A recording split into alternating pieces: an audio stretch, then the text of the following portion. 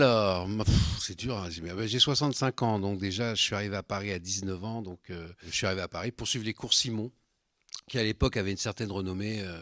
Donc c'est un peu long tout ça à raconter, mais très vite, avec un copain du cours, on a quitté le cours, on a commencé à écrire des spectacles de café-théâtre, et puis assez vite, il y a eu la rencontre dans les années, début des années 80. Donc je suis arrivé en 77, dans les années 80, la rencontre avec Didier Bourdon, avec Pascal, dans une émission de télé qui s'appelait Le Théâtre de Bouvard. On en est parti, et puis les Inconnus ont vraiment démarré en 89. Tout est une école, hein. La vie est une école, l'école est une école. Tout est école, tout est bon pour apprendre. Quand on a quitté cette émission de télé qui s'appelait Le Théâtre de Bouvard, on a traîné pendant quelques années en montant un spectacle de sketch. Et puis finalement, on a appris beaucoup parce que c'est comme ça qu'on a rencontré plein de gens dans tous les coins de la France, et que entre nous, pour déconner, on les singeait sans chercher à en faire un sketch. Mais les sketchs, les idées de sketch venaient tout seuls. Très vite, Pascal a toujours été présent en amont pour regrouper des idées, chercher des idées.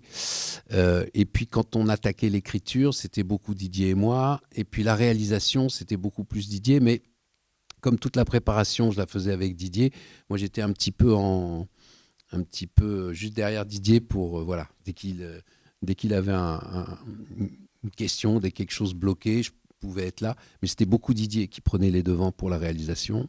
Donc quand on est arrivé au cinéma, Claude Berry, qui était le boss du cinéma, je nous avait dit « Ah, ce serait bien que vous fassiez un film. » Alors on lui propose, on écrit, et puis il nous dit « Bon, qui voulait qu'il réalise ?» Et puis il nous avait présenté Poiré, celui qui a fait les Visiteurs et tout ça.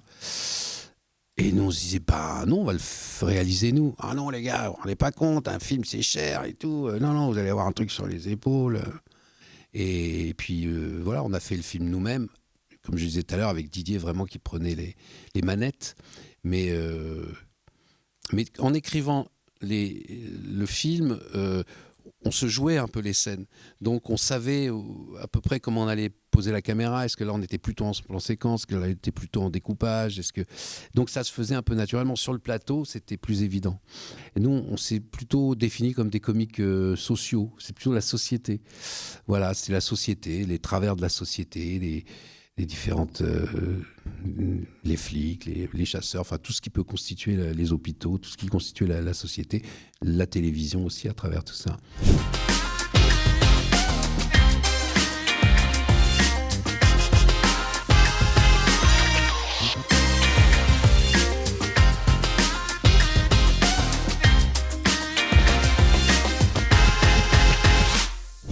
J'adore le travail d'équipe.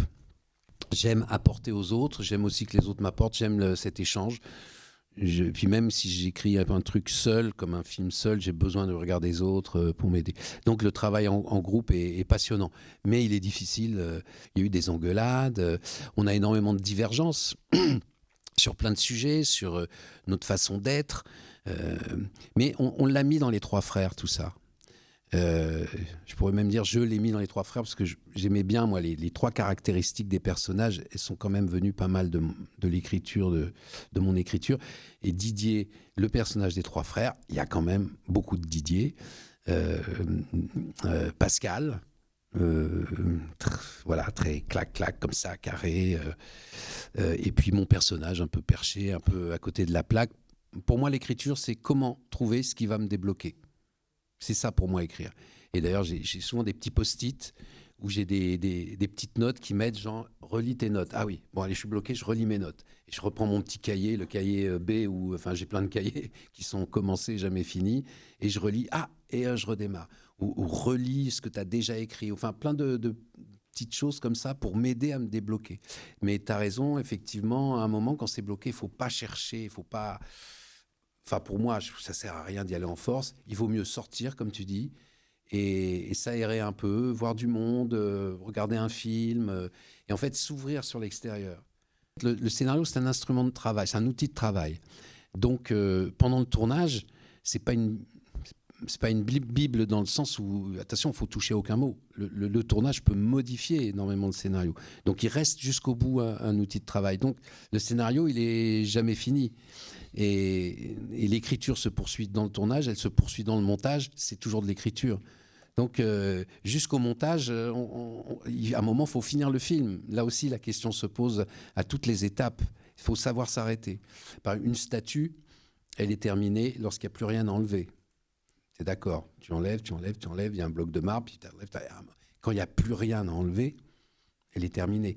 Un roman, c'est pareil.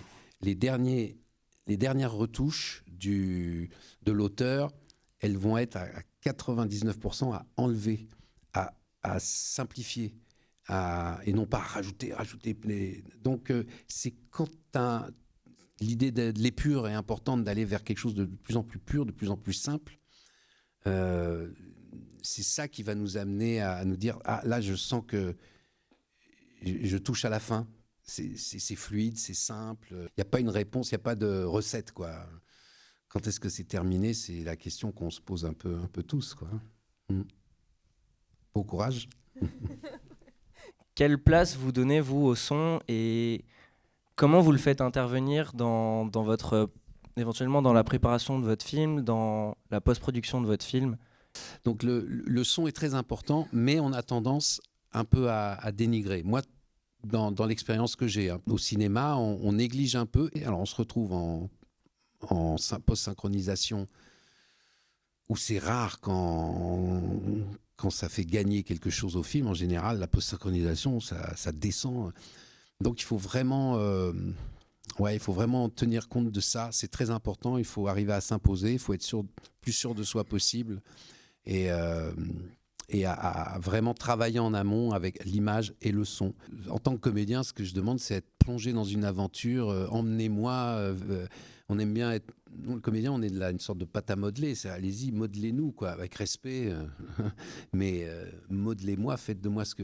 Moi, j'adore quand un réalisateur me dit juste un petit mot à l'oreille avant, et puis tac, tout d'un coup, je comprends comment je vais jouer, comment ça va se jouer. Directeur d'acteur, c'est très dur. Moi, en tant que directeur d'acteur, je sais que je parle trop, je donne trop d'infos. Il faut donner très peu. Puis on a le temps, on fait une prise, une deuxième prise. OK, d'accord, c'est très bien. Déjà, c'est bien de dire que c'est bien. Ce qu'on peut faire, c'est juste, voilà, on va changer ça. C'est chirurgical, je trouve, la direction d'acteur. Il n'y a pas besoin de parler énormément. Pas besoin de faire de la psychologie 3 heures. Voilà, il y en a qui l'ont, et très souvent ce sont les comédiens quand même, en règle générale, réalisateurs qui sont comédiens, qui arrivent le mieux à diriger d'autres comédiens. Moi, la question que je voulais vous poser, quel était le rôle de votre carrière qui vous a le plus bouleversé? S'il fallait en dire un, je dirais celui que j'ai joué pour Zabou Brightman avec Isabelle Carré. Ça s'appelait Se souvenir des belles choses. Se souvenir des belles choses, qui était vraiment un très joli film où Isabelle était poignante. Voilà, c'est ce rôle qui m'a marqué, parce que je me suis rendu compte que je pouvais, en étant moi-même, toucher, émouvoir, puis même découvrir vraiment un acting complètement différent. Voilà, j'ai découvert ce plaisir de me laisser aller, juste à être moi-même, quoi. Moi-même, avec les ingrédients du rôle, bien sûr. Ce tournage a été pour moi plein de découvertes. Et puis ça a déclenché une carrière solo, ma carrière de comédien au cinéma, on peut dire ça comme ça.